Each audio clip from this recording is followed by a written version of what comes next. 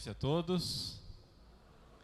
Uma alegria ver essa catedral tão cheia de gente, de jovens, para falar de um tema assim, tão talvez fora de moda.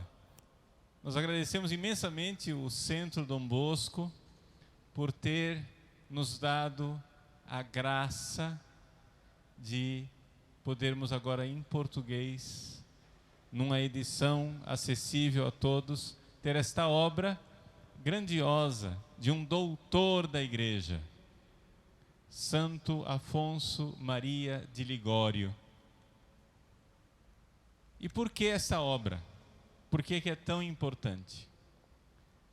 Vejam, nós que vivemos agora nesses tempos após o Concílio Vaticano II, recebemos, através do concílio, uma certeza que na época de Santo Afonso não era tão certa assim, porque havia debates, a certeza de que nós todos somos chamados à santidade. Isso é uma coisa maravilhosa. Isso é uma coisa extraordinária. A Constituição dogmática Lumen Gentium do Concílio Vaticano II sobre a Igreja nos diz no capítulo 5 que existe uma vocação universal de todos os fiéis à santidade. Essa vocação de todos os fiéis à santidade é algo pelo qual muitos santos lutaram ao longo dos séculos para, que a Igreja recobrasse essa certeza. Por quê? Porque houve, em muitos séculos, cristãos que queriam sim agradar a Deus, mas que tinham uma visão tão rigorista da moral, tinham uma visão assim tão excessiva da lei moral, que faziam com que a santidade se tornasse uma coisa impossível. Foi esse o grande combate de Santo Afonso Maria de Ligório. Na época de Santo Afonso havia uma heresia, a heresia chamada de jansenismo. O que é que dizia o jansenismo? O jansenismo dizia que a salvação era para poucos e a santidade para pouquíssimos ainda. O típico, digamos assim, demonstração icônica do jansenismo é do crucifixo, não é? Aquele crucifixo de um Jesus despencado na cruz. Desculpe eu fazer aqui, o gesto, mas você entender do que é que eu estou falando. Ao invés de ser Jesus com os braços assim, abertos, um Jesus com os braços assim.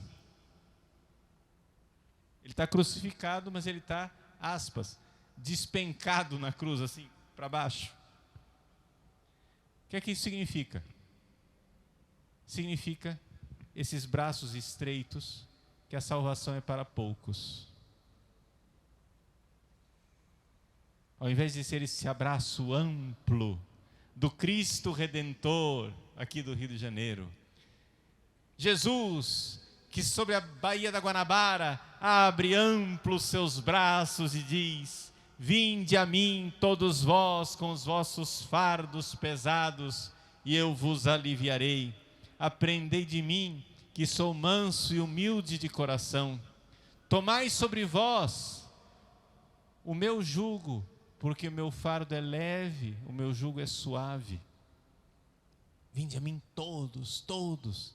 Essa universalidade, Deus em sua infinita bondade quer que todos os homens sejam salvos e cheguem ao conhecimento da verdade. Todos. Infelizmente nem todos se salvam, é claro.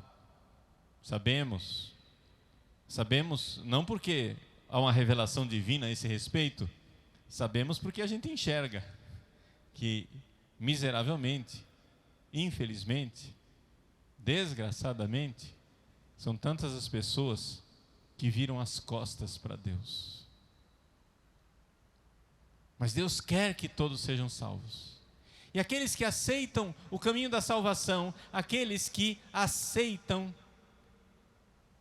seguir Jesus, que são os fiéis, que entram na sua santa igreja católica, essas pessoas têm todo um sistema sacramental de caminho, da graça, de progredir na graça, a tal ponto que a igreja então, muito segura, diz e garante para todos nós: olha, se você é católico, você está tendo dificuldades na sua vida, meu irmão, minha irmã, erga a sua cabeça. Você é chamado à santidade. Nós somos chamados a ser santos. Nós não somos somente chamados a ser salvos, somos chamados a ser santos. Vejam só, é importante explicar isso daqui. Uma coisa é ser salvo, outra coisa é ser santo. São duas coisas diferentes. Como que a gente sabe a diferença entre ser salvo e ser santo? Vamos entender aqui a fé da Igreja Católica. Houve um episódio em que Jesus uma vez encontrou um jovem, é o chamado jovem rico. O jovem chegou correndo para Jesus e disse: Jesus, o que é que eu preciso fazer para entrar no reino dos céus? Entrar no reino dos céus quer dizer o quê? Ser salvo. Aí Jesus disse: não. Matar? Não. Cometer adultério? Não. Roubar? Não. Levantar falso testemunho? Não. Não.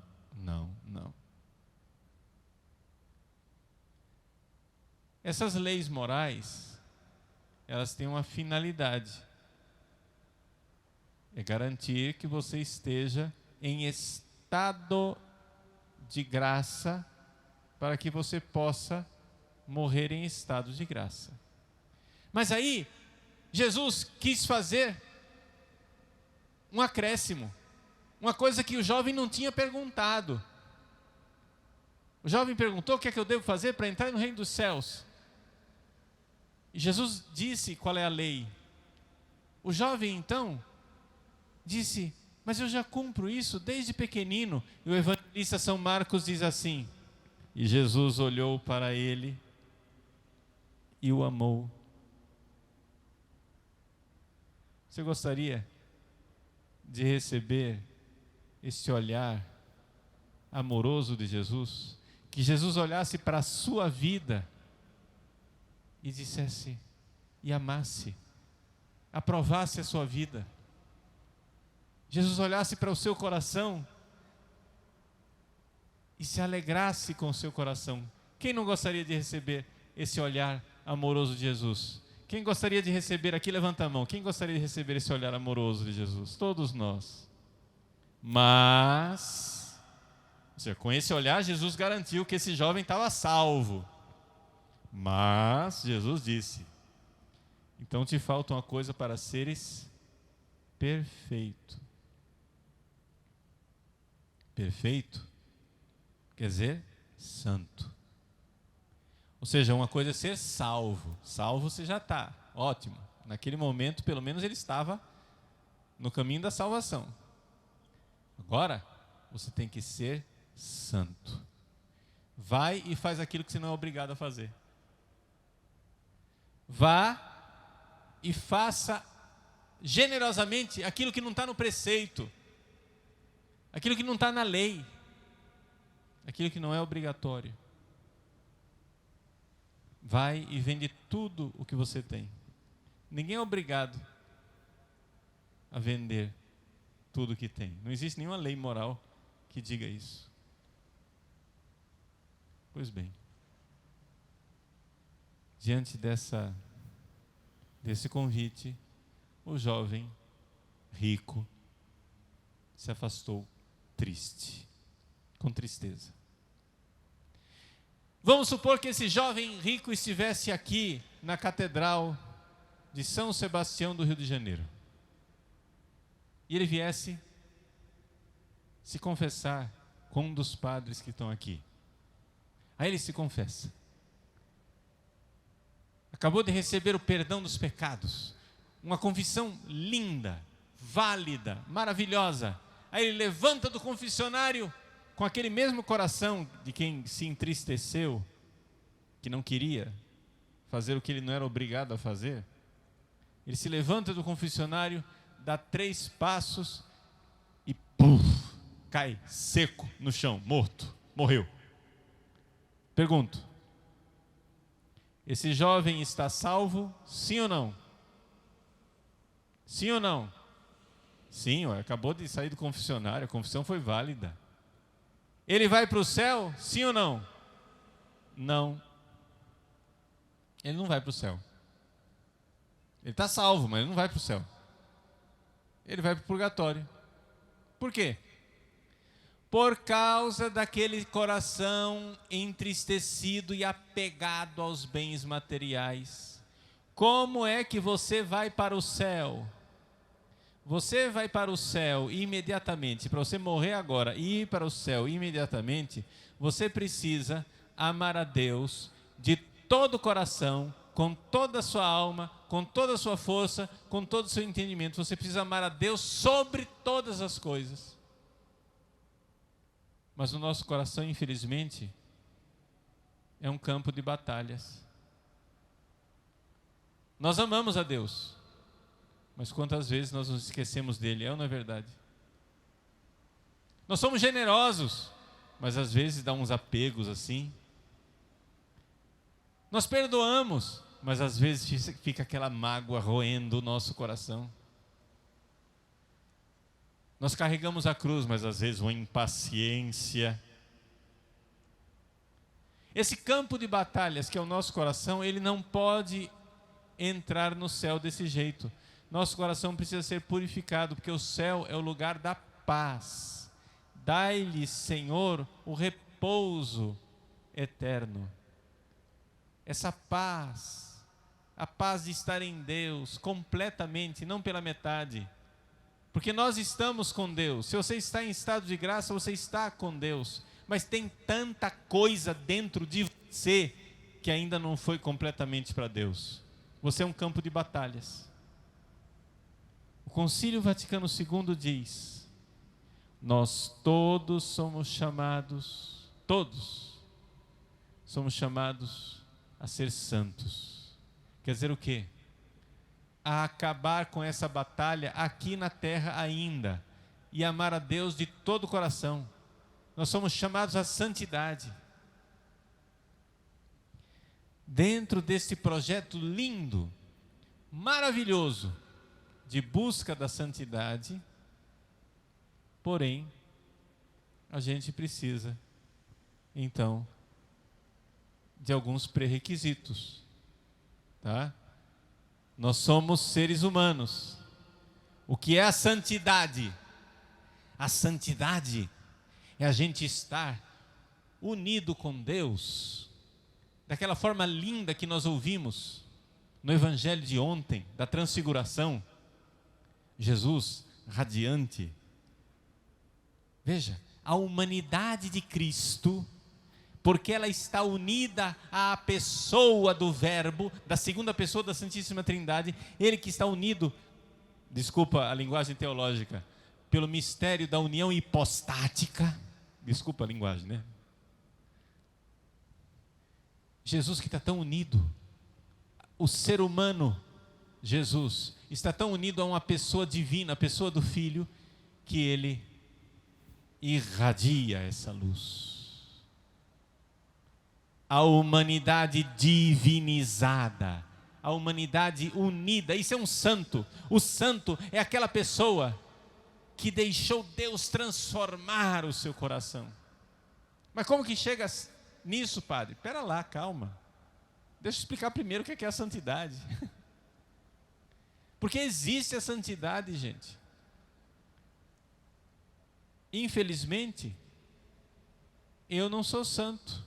E a maioria de nós aqui não é santo. Se tiver algum santo aqui presente, me desculpe, né? Mas nós, miseráveis nós, somos chamados à santidade, mas nós não somos santos. Porque nosso coração ainda é um campo de batalha.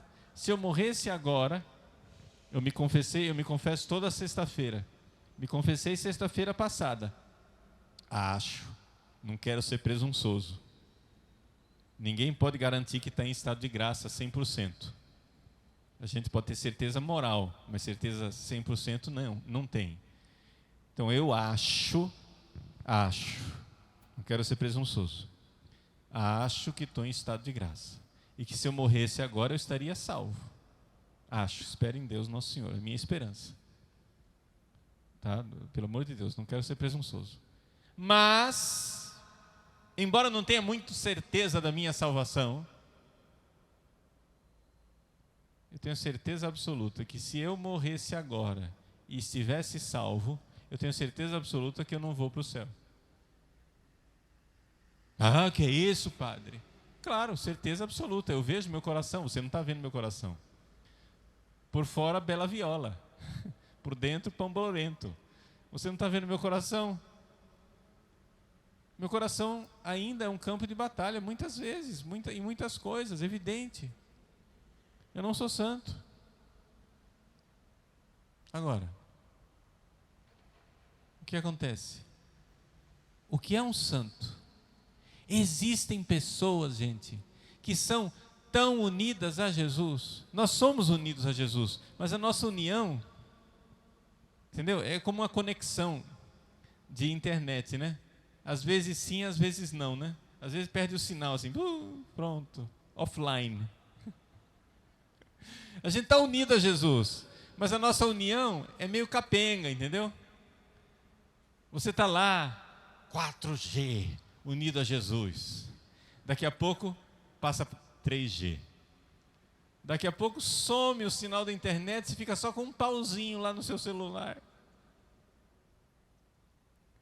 Ainda está ligado, está recebendo alguma coisa, mas olha lá, está muito capenga. Nós somos assim. Os santos não.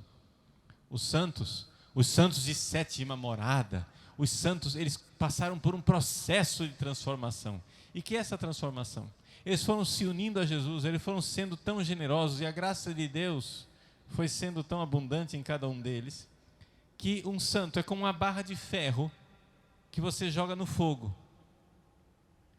Aquela barra fria e enferrujada, você joga no fogo, aí o ferrugem desaparece, ela se purifica, ela começa a aquecer. Essa é a primeira fase do caminho da santidade. É o que nós chamamos de via purgativa, o caminho da purificação. É a primeira fase. É a fase na qual a esmagadora maioria dos cristãos que estão em estado de graça se encontram hoje. É a fase na qual eu me encontro. Eu estou na via purgativa. Estou tentando, né, sair dessa miséria. Mas por enquanto, a barra de ferro está aquecida. Só que acontece que chega uma hora que a barra de ferro, de tanto contato com Deus, ela não somente fica aquecida, ela fica incandescente. E ela começa a ter um aspecto de fogo. Ela começa a ficar em brasa, incandescente. Essa é a segunda fase do caminho da santidade, que nós chamamos de via iluminativa. Não é o caminho dos principiantes, como nós. É o caminho dos progredidos, que é a quarta e a quinta morada. Essas pessoas já podem ser canonizadas, né? Porque já existe um grau de santidade ali. Só que não para por aí. Todos nós somos chamados à santidade. Veja só, quando a igreja diz que nós temos uma vocação, a vocação universal à santidade, quer dizer que todos nós, se formos generosos, podemos chegar até a quinta morada. Até lá a gente garante, tá? Até a quinta morada. É nossa obrigação. E se nós não estamos na quinta morada, é por preguiça. É porque nós somos jovens ricos. Nós somos apegados a esse mundo. Não queremos Deus do jeito que os santos quiseram Deus. Está entendendo? Não estamos abrasados de amor como aquela barra de ferro incandescente. Mas aí Deus escolhe alguns poucos santos são convidados a subir mais para cima. Ascende superius.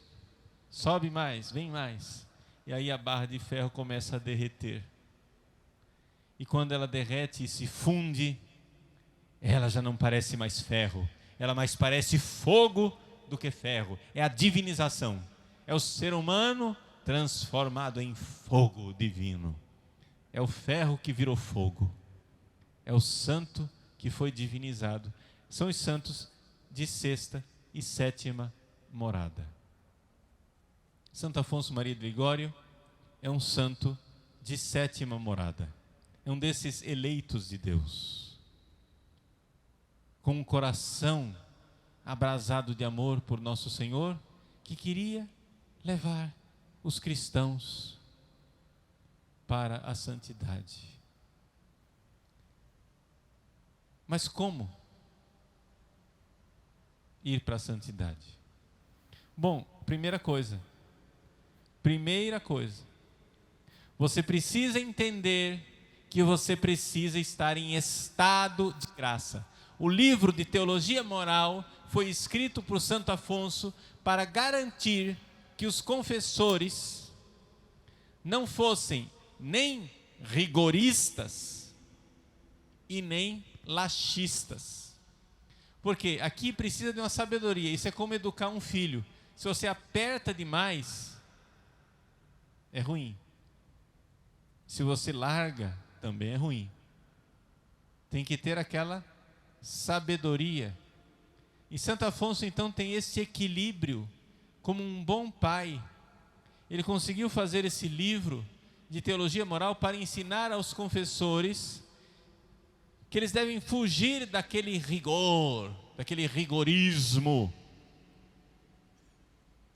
dos jansenistas, mas ao mesmo tempo não cair nessa coisa, nada é pecado, tem problema não, manda ver, seja feliz, do laxismo. Santo Afonso tem esse coração plenamente católico, equilibrado. E ele então fez esse sistema. E por que é tão importante esse livro de teologia moral e essa realidade? Por quê? Porque se nós queremos ser santos, nós precisamos estar em estado de graça. E o que quer dizer estar em estado de graça?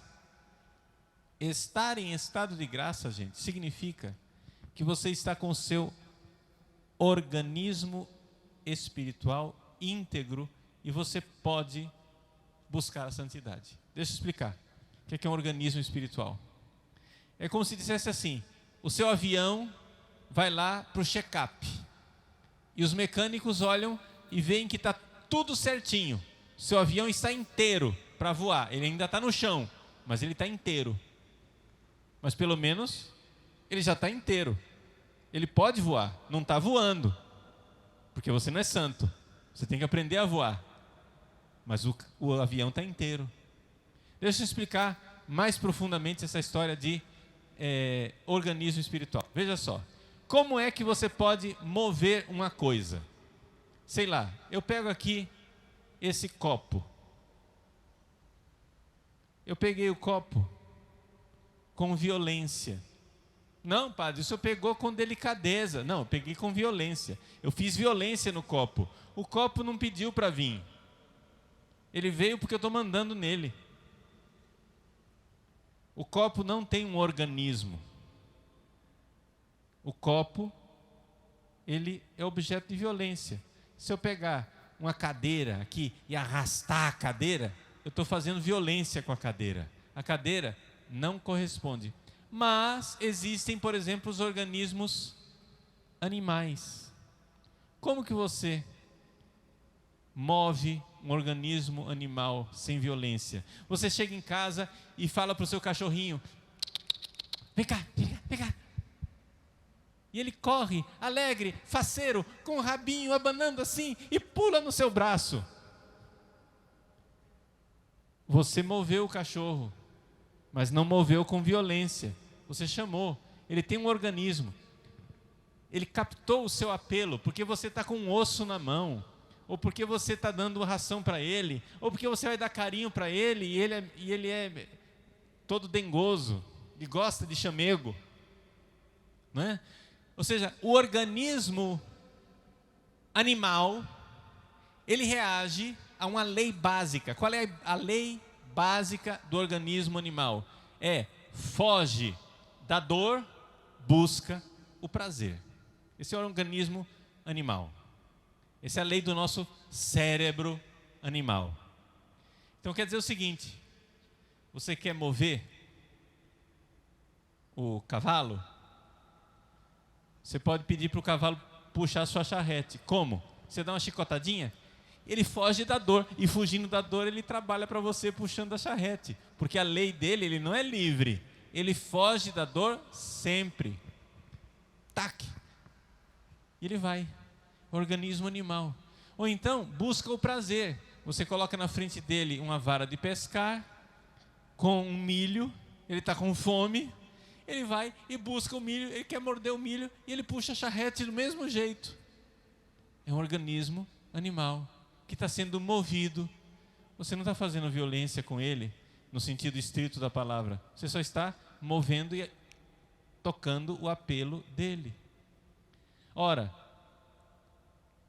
infelizmente, miseravelmente, desgraçadamente, os nossos filhos nas escolas e universidades estão sendo movidos com o organismo animal.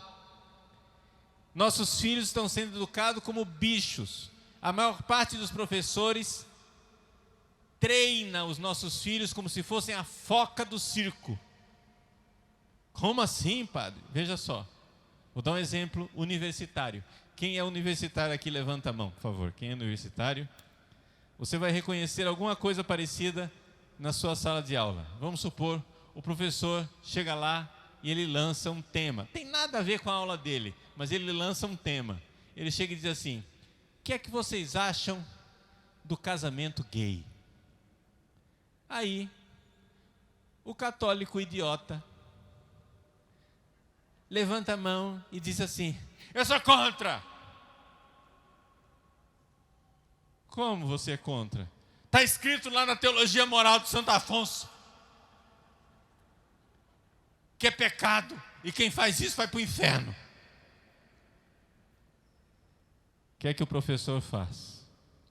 Ele começa a bater no católico. Você é um medieval. Você quer abrir um novo capítulo da Inquisição. Você quer que os homossexuais sejam jogados na fogueira. Você é intolerante. Você é homofóbico. Você não está à altura. Você diz que é cristão, não sai da igreja, mas tem esse coração intolerante, esse coração de pedra. E começa a bater em você. Pá, pá, pá, pá, pá. Aí, ato contínuo, um bicho grilo lá no fundo da sala chega e diz assim: professor, qual o problema se eles se amam? Deixa os caras se amar, meu. Qual o problema? Se eles casar, qual o problema? Aí o professor diz: isso sim, você é que é verdadeiramente cristão. Você não vai à igreja, fuma maconha, mas não tem problema. Por quê? Porque você é tolerante. Se Jesus estivesse aqui, ele ia concordar com você, porque você aceita o diferente, porque você aceita a diversidade. Esse que é o evangelho do amor, não esse carola medieval bitolado. Bom, o que é que esse professor fez? Ele tratou os alunos como as focas do circo. Por quê? Porque em momento nenhum ele discutiu uma coisa chamada verdade. Ele não perguntou a respeito da verdade do casamento gay. Ele nem perguntou se os gays querem casar, porque aliás não querem. Não querem. Na Holanda, faz 30 anos que tem casamento gay e só casaram 2.000 pessoas fizeram casamento. O resto, quem quer casar? Nem homem com mulher está querendo casar. Imagina se gay vai querer casar. Então, vejam, o que é que aconteceu? Ele não perguntou. Veja, seria um debate honesto. Veja, eu aqui não estou falando nada, eu só estou dizendo, seria um debate honesto se ele realmente tivesse debatendo e perguntando quais são as razões profundas a favor do casamento gay e quais são as razões profundas contrárias. E ele entrasse num verdadeiro debate, mas ele não fez isso. Ele só bateu na posição contrária e afagou a posição favorável. É assim que você faz com as focas do circo. Quando ela faz o que você quer, você dá um peixinho para ela. Ela bate palma assim. Quando ela não faz o que você quer, você dá uma paulada nela, para ela se comportar. Você não está formando pessoas, você está treinando animais. Foge da dor e busca o prazer. E por mais que você não mude a opinião do católico bitolado que fez isso daí, bitolado para eles, né? Esse católico fez muito mal de se manifestar desse jeito em sala de aula. Sabe por quê?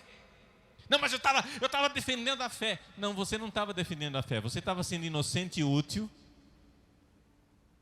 para o professor bater em você e intimidar o resto da sala. Porque você não muda de ideia, mas o resto da sala agora vai ficar amedrontado e não vai seguir as opiniões corretas.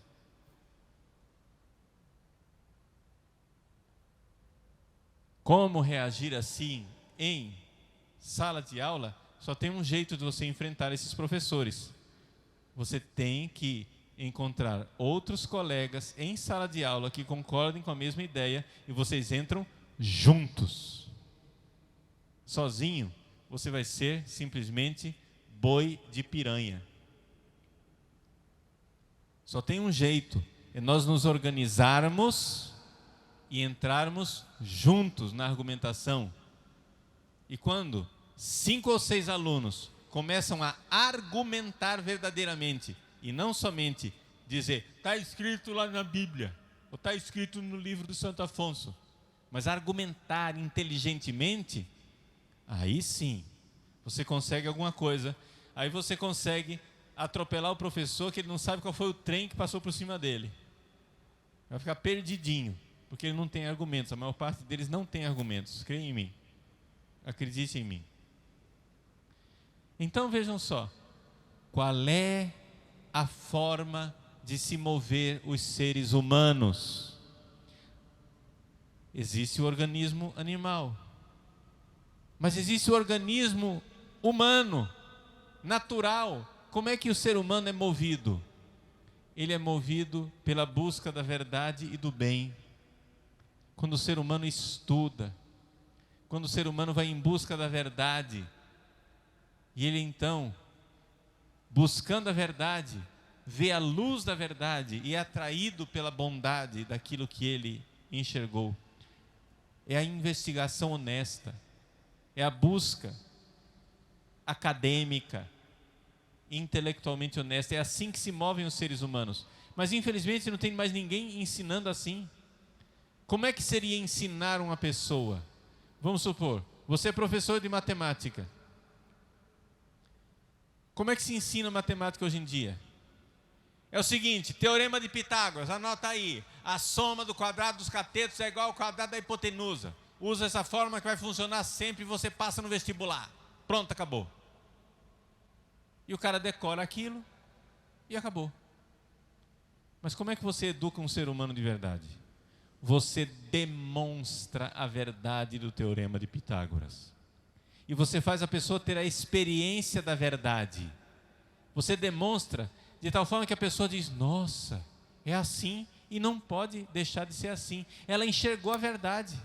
Mas se você só faz o cara decorar, ele não teve a experiência da verdade. Qualquer um que vier no próximo semestre dizendo, o teorema de Pitágoras não vale mais, agora mudou a fórmula, você vai aceitar.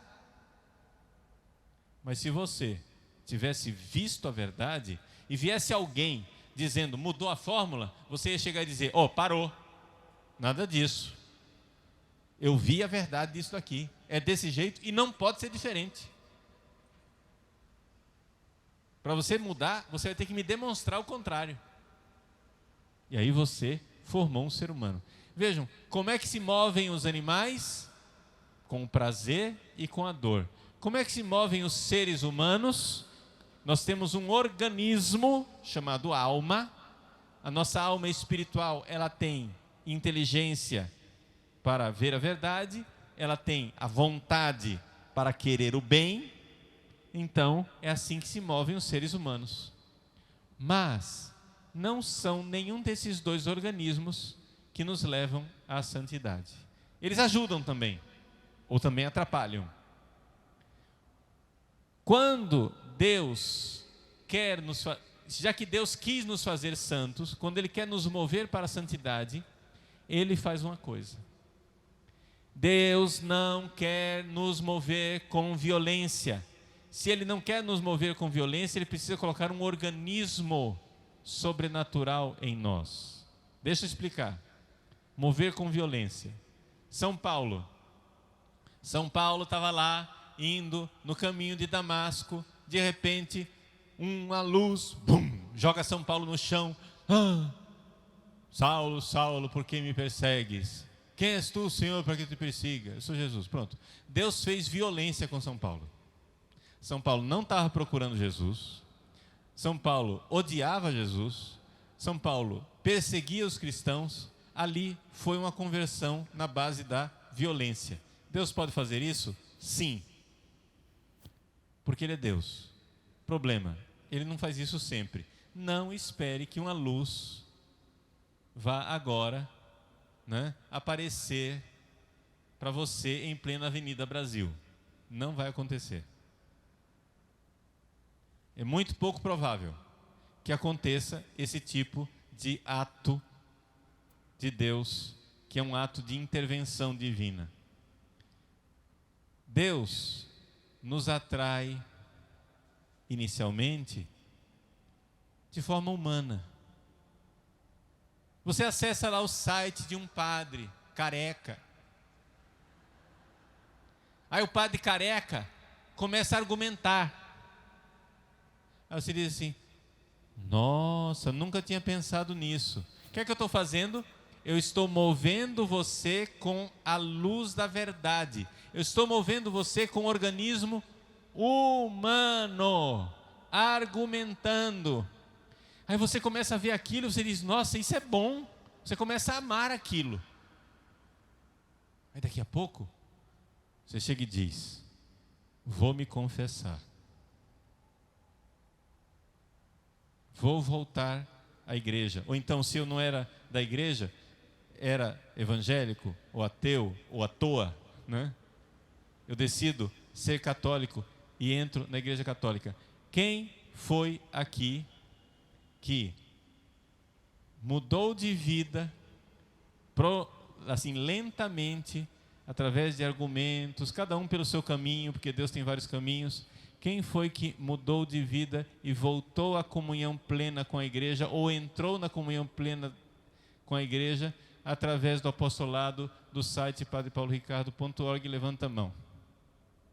Fica com a mão levantada, olhem ao redor. Estão vendo? Graças a Deus. Outras pessoas já estavam em comunhão com a igreja e se servem desse apostolado mesmo assim. Mas como é que eu movo as pessoas? Aí o pessoal fica com raiva de mim. Aquele padre lá, ele faz lavagem cerebral. Eu não faço lavagem cerebral. Olha, em terra de cego, quem tem um olho é rei. Não tem mais ninguém argumentando com a força da verdade.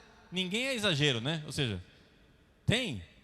Mas na internet, Você encontra vários sites bons, pessoas realmente que buscam isso, ótimo. Só acontece o seguinte, são raros. Todo mundo quer ir na base da paulada, na base do xingamento, não a partir da demonstração e da argumentação paciente, você mostrar a beleza da verdade. Aí quando a pessoa vê a beleza da verdade, ela muda. Ela muda e entra na graça. Quando a pessoa entra na graça, ela é batizada. E quando ela é batizada, ou se confessa, porque já era batizada, mas estava em pecado mortal, e entra de volta no estado de graça, ali você tem um organismo sobrenatural íntegro, inteiro. É para isso que serve o livro de Santo Afonso, para fazer as pessoas entrarem em estado de graça, para ter o avião com o checklist 100%, pronto para voar. Você ainda não voa, mas pelo menos está com o equipamento em ordem, com o equipamento em dia. E aí, a partir disto,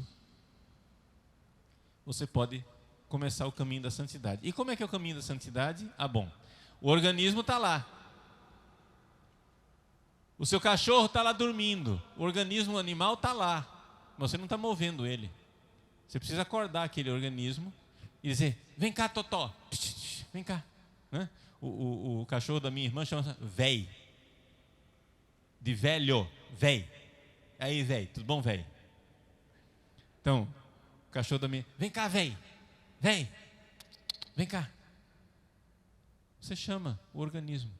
Como que Deus agora move esse organismo sobrenatural que está dentro de você? Aí é o caminho para a santidade. Vamos explicar muito brevemente isso daqui, não é? Muito brevemente. Mas é o caminho da santidade. Você primeiro precisa estar em estado de graça, confessar bem. Está em estado de graça?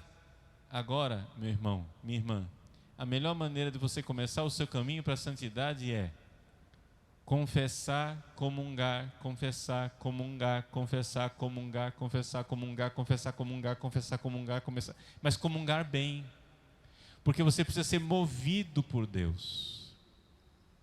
Você precisa comungar bem. Por exemplo, uma das coisas que os jansenistas faziam é impedir as pessoas de fazer comunhão frequente. Santo Afonso é contra isso. Se você está pronto, confesse e comungue bem. Não precisa fazer uma confissão para cada comunhão, mas você precisa estar em estado de graça em cada comunhão. O Papa São Pio X já esclareceu isso. Mas você precisa comungar bem. O que quer dizer comungar bem? Vou dar um exemplo a partir do Evangelho. Jesus um dia estava entrando na cidade. E aí, a multidão, apinhada ao redor de Jesus, se acotovelava e tocava em Jesus. Estavam todos eles recebendo a comunhão, recebendo, né, a hóstia consagrada. Ou seja, estavam todos eles tocando no corpo de Cristo. Mas no meio desta multidão, onde todos receberam a comunhão, teve uma que verdadeiramente comungou. Foi uma mulher com fé. Ela chegou e tocou na orla da veste de Jesus. Quem me tocou? Senti uma força saindo de mim. É a comunhão com fé. Quando você comunga com fé, você recebe uma graça atual que realmente ilumina a sua inteligência e convida a sua vontade para que você ame a Deus cada vez mais, e você vai progredindo, e você vai progredindo até o dia que você decola. Mas você precisa comungar direito. Como que comunga direito? O pessoal não comunga direito, o pessoal comunga e senta e vai ler o folheto. Não, meu irmão, você tem que amar Jesus. Durante aqueles 15 minutos que Jesus está no seu estômago, ele está fisicamente, a aparência de pão está tocando fisicamente você. Se você se abrir num ato de fé para amar Jesus, você recebe a graça de amar mais. Você dá um passo a mais, você vai ficando mais forte e você vai, mas precisa comungar bem. É aquela história de São Filipe Neri. São Filipe Neri, um dia, notou que tinha um homem que comungava, levantava e ia embora, saía da igreja. São Filipe Neri queria que ele ficasse lá em ação de graças, comungando com fé. Aí ele disse: eu te pego. O que ele fez? Conversou com os coroinhas. Quando o homem recebeu a comunhão, ele levantou e foi embora. Aí os coroinhas foram atrás dele com 2 velas acesas assim. Aí no meio da praça o homem olhou para trás, viu aqueles 2 coroinhas com a vela acesa. Chegou e disse: que é isso, moleque? Que brincadeira é essa? Ah, foi o padre Filipe que mandou a gente vir atrás de você. Ele foi lá na sacristia esbravejar com São Filipe Neri. Padre Filipe, o que é isso? Ele disse: que brincadeira é essa? Não é brincadeira, eu estou seguindo os sagrados cânones. O direito litúrgico diz que quando o Santíssimo sai na rua em procissão, nós temos que levar velas acesas.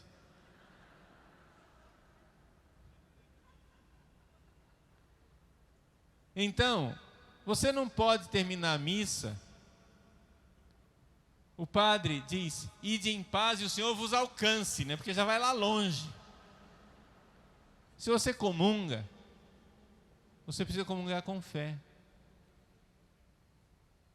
Se é Jesus de verdade, e você crê que é Jesus, e de fato é Jesus, você precisa se comportar como quem crê. Senão você é simplesmente essa multidão que está lá se acotovelando, tocando em Jesus. A vida inteira você está lá tocando em Jesus, mas não recebe a graça de amar e de ser mais santo. Porque se você está com o seu organismo espiritual íntegro, em estado de graça, a comunhão irá mover você. Tem essa famosa polêmica atualmente. Se o pessoal é de segunda união pode comungar ou não pode comungar, porque é um direito. Imagina, mas que preconceito, impedir, não sei o quê, não pode. Gente, é o seguinte, vamos entender. A Eucaristia é o alimento dos fortes. É necessário que você esteja com o organismo espiritual íntegro. Não é uma questão de direito. O problema é o seguinte: um paciente que está na UTI tem direito de comer feijoada? Direito ele tem, só que eu não aconselho, vai matar, é ou não é? Só é comer um alimento forte, como uma feijoada, ele vai ter uma congestão. Ele está na UTI, ele não tem, o organismo dele não está íntegro para receber aquele alimento. Se você não está em estado de graça e se apresenta para comungar, você não tem um organismo íntegro para receber aquilo. Aquilo vai te fazer mais mal do que bem. Pare com isso. Não é questão de direito, ninguém está discriminando, ninguém entra com uma medida judicial pedindo o direito de comer feijoada na UTI. Isso não existe.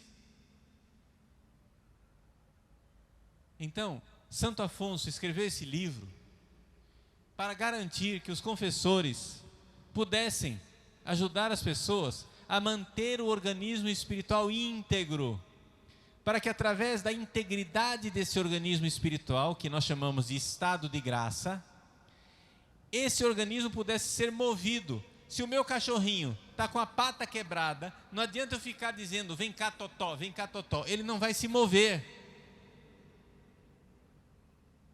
Se o meu cachorro está com o aparelho digestivo paralisado, não adianta eu dar comida a ele, eu vou matar o cachorro. Porque o organismo tem que estar bem para ser movido por essas coisas de Deus. Então, nós precisamos nos esforçar para estar em estado de graça.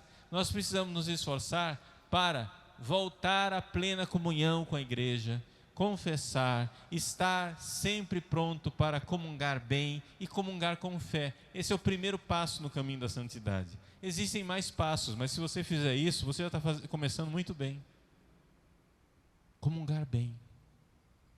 Então, meus queridos, esse livro de Santo Afonso é um livro extraordinário, é somente o primeiro volume. Tem mais 6. Preocupa não, vai ter mais. Daqui a pouco nós volta.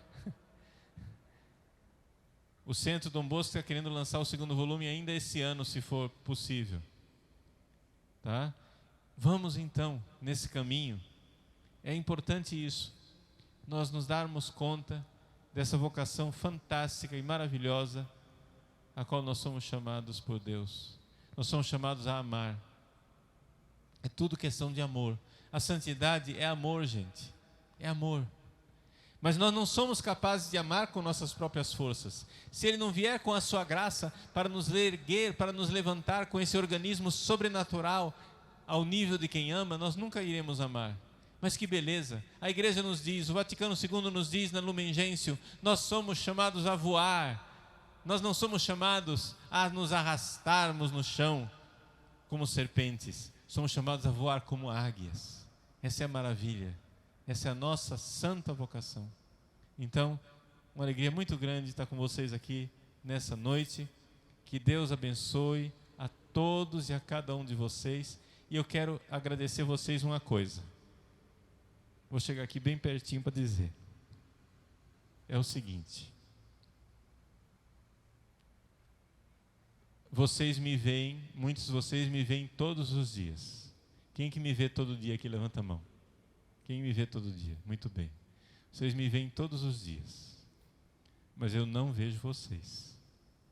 Então eu quero agradecer, porque vocês me fizeram uma graça muito grande de ver os rostinhos que eu não vejo. Lá no meu estúdio, eu fico assim olhando para uma câmera dessa daqui, ó, desse jeito assim. Eu não vejo vocês. Que alegria ver essa família que nós somos.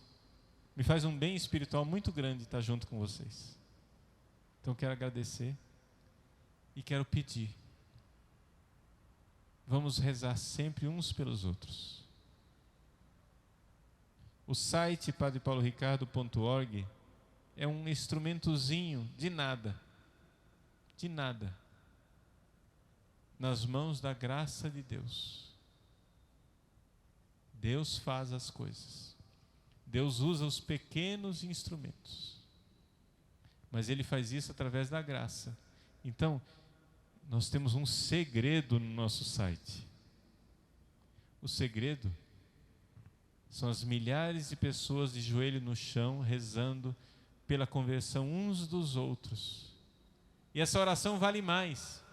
Por exemplo, eu tenho muita gente na minha família que eu gostaria de converter. Quem tem gente na família aqui que gostaria que fosse convertida aqui? Levanta a mão. Quem tem gente na família? Todos nós, né? Eu gostaria de converter muita gente na minha família. Gente muito querida, muito íntima, que eu amo muito, mas que não vai à igreja, não comunga, não está em estado de graça, não conhece o caminho de Deus. Só que quando eu rezo para minha família, essa oração, desculpa dizer, é meio interesseira.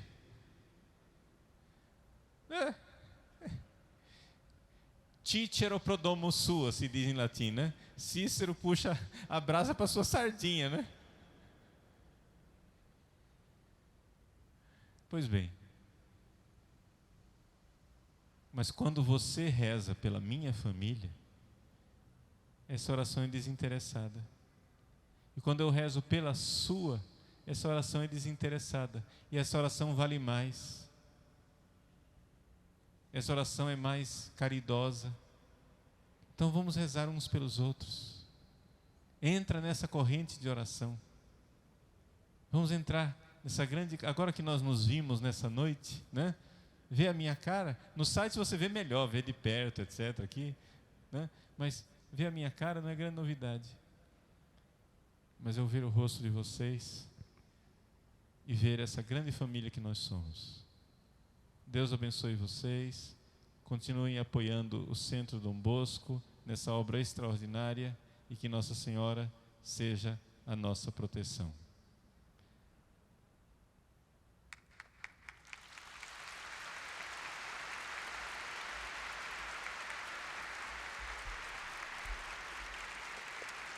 Vamos ficar de pé para receber a bênção de Deus.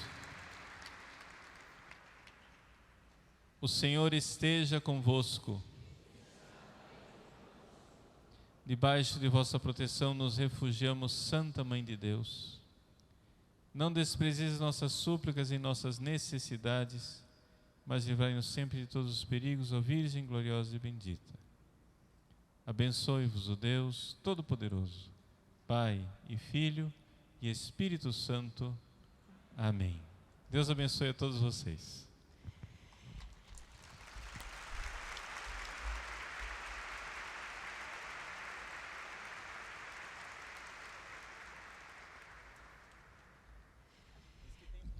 Diz que tem pergunta ainda, senta. Primeira pergunta: como podemos diferenciar o pecado mortal do venial? Bom, veja, o pecado mortal é aquele que vai diretamente contra um dos 10 preceitos do Decálogo. Precisa ser uma ofensa direta aos 10 mandamentos. Ou seja, é aquilo que nós chamamos de matéria grave. Para você saber especificamente diferenciar essas coisas, precisa de um pouquinho de estudo, não é? E não dá para a gente dizer assim com toda rapidez. Mas o que acontece é isso, precisa ser uma ofensa direta. Por exemplo, quando você se irrita, você fica irritado, alguém tranca o seu carro no trânsito, e você fica irritado. Ah, que maluquice, que é isso? O que aconteceu? Isso é um pecado mortal? Não. Por quê? Porque não vai diretamente contra o 7º mandamento.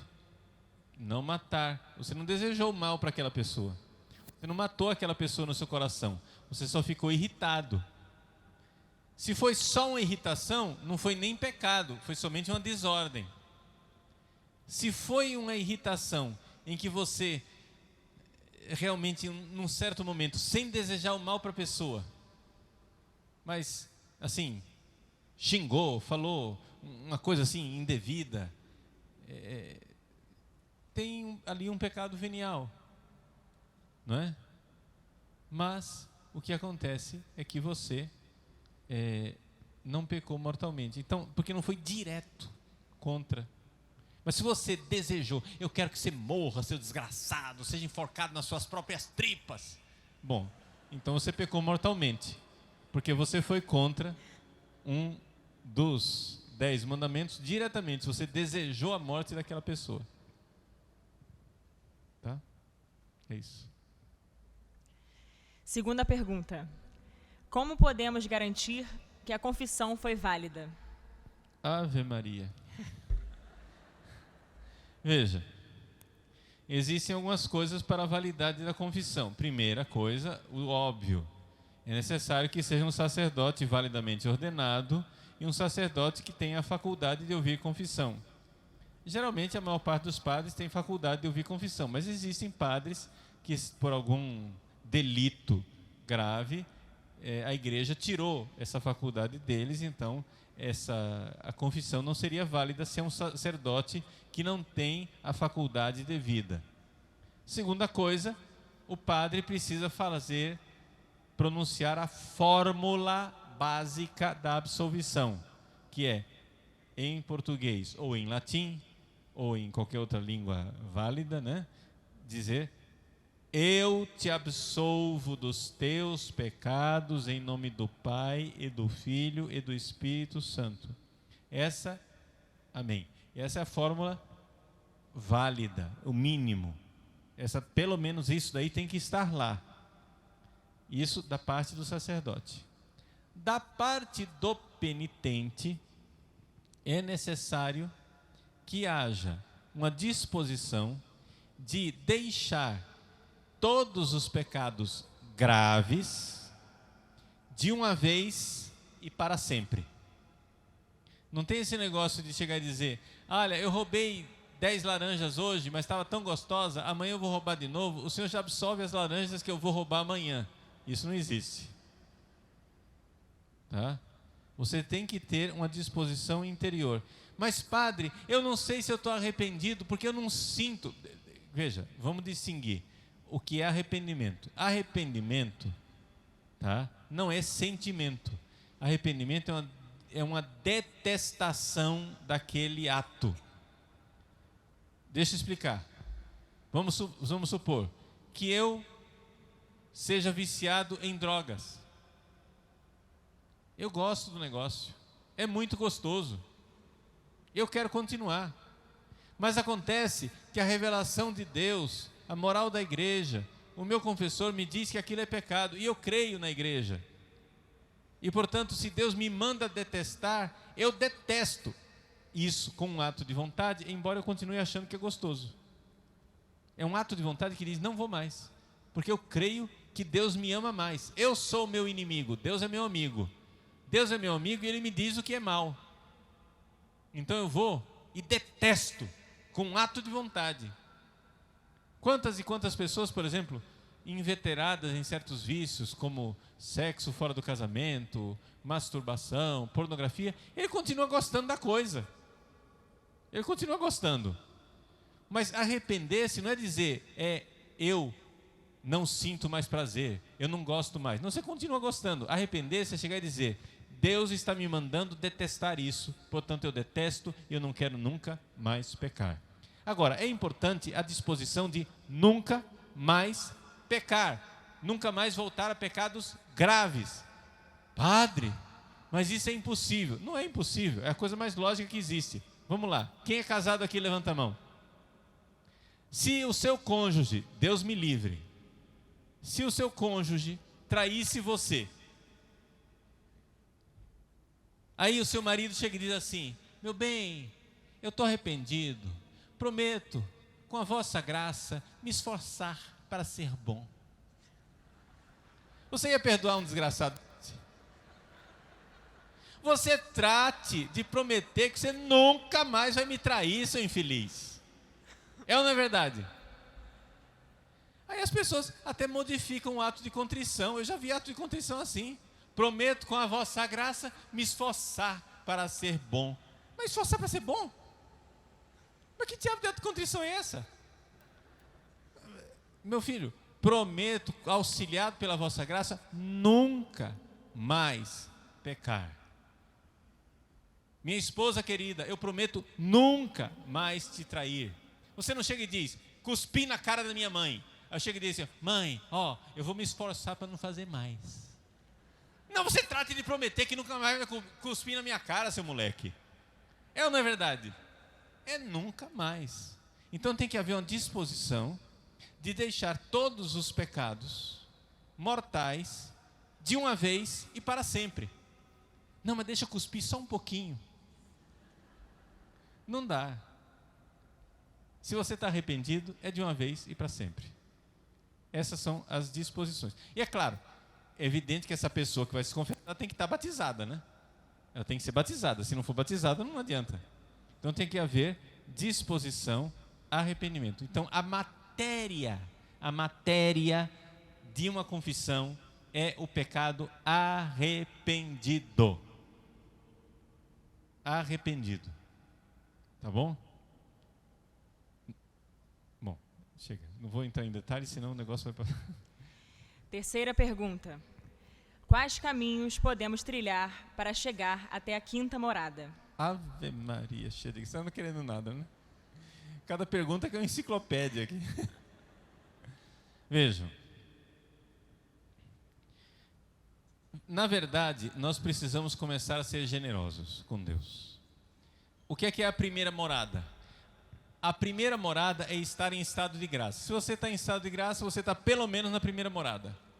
A segunda morada é daquelas pessoas que já entraram numa disposição de rezar e ter oração íntima com Deus todos os dias, para ser movido, porque eu só vou ser santo se Deus me mover.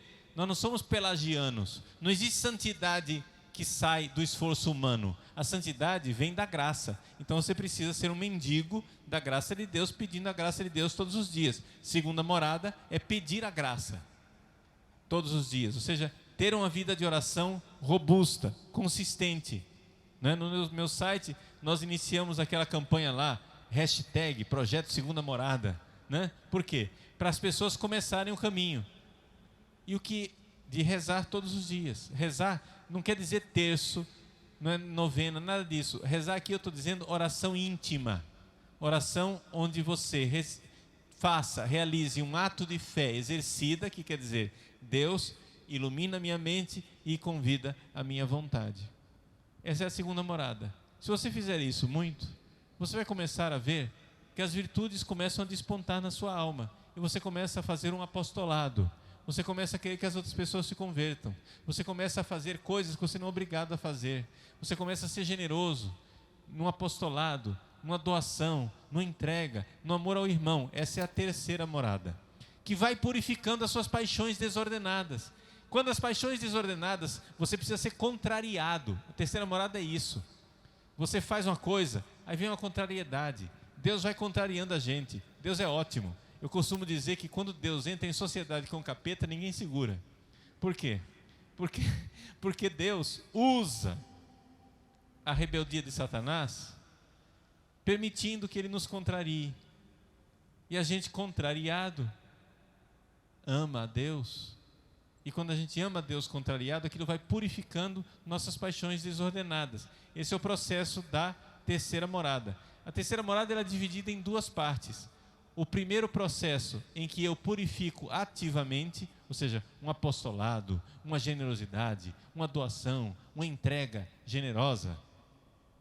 E aí vem a segunda parte. Quando você fez isso durante muito tempo, e geralmente isso dura muitos anos, para Santa Teresa durou 20 anos. Santa Teresa d'Ávila durou 20 anos, né? Então, quando você persevera numa vida de oração e num apostolado, num amor intenso, generoso, fazendo tudo aquilo que você não é obrigado, aí Deus começa a purificar você. É aquilo que nós chamamos de noite escura dos sentidos e o gargalo, a passagem da terceira para a quarta morada. Da quarta morada para frente, as coisas estão mais na mão de Deus do que nossa. Você só tem que perseverar, porque Deus vai fazendo. Porque, na verdade, você entra numa parte bastante passiva, ou seja, você continua perseverando e Deus vai levando você. Aí não tem esquema, porque, na verdade, você está na mão de Deus. E aí, para chegar na quinta morada. O problema está no gargalo entre a terceira e a quarta. Você passou esse gargalo, o negócio vai. O avião já está voando, entendeu? O problema é tirar os pneus do avião do chão, que é a passagem da terceira para a quarta.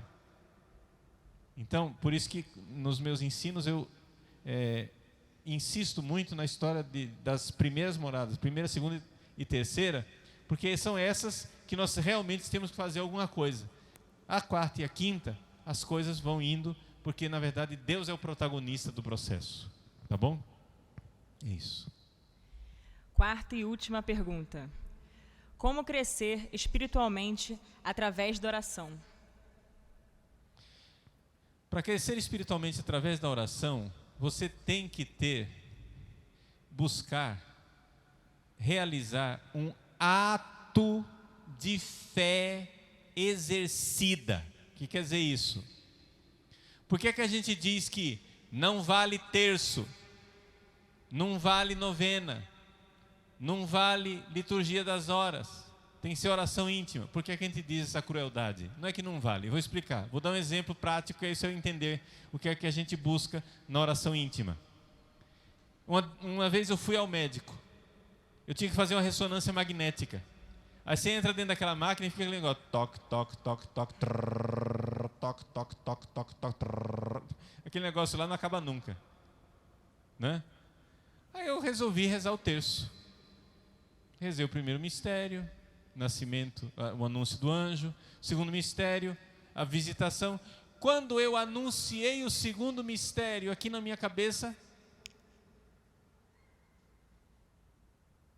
uma luz se acendeu. No sentido, não que eu vi luz nenhuma, não sou alucinado não. Mas não é isso não. Ou seja, de repente, a visitação de Nossa Senhora, aquilo, eu entendi aquele mistério de um jeito que eu não tinha entendido antes. Eu já tinha rezado o terço centenas, milhares de vezes na minha vida, mas de repente plugou. Nossa, o saudação de Maria a Isabel, aquilo me deu Quando acontece isso, você tem que parar. Para de rezar o terço.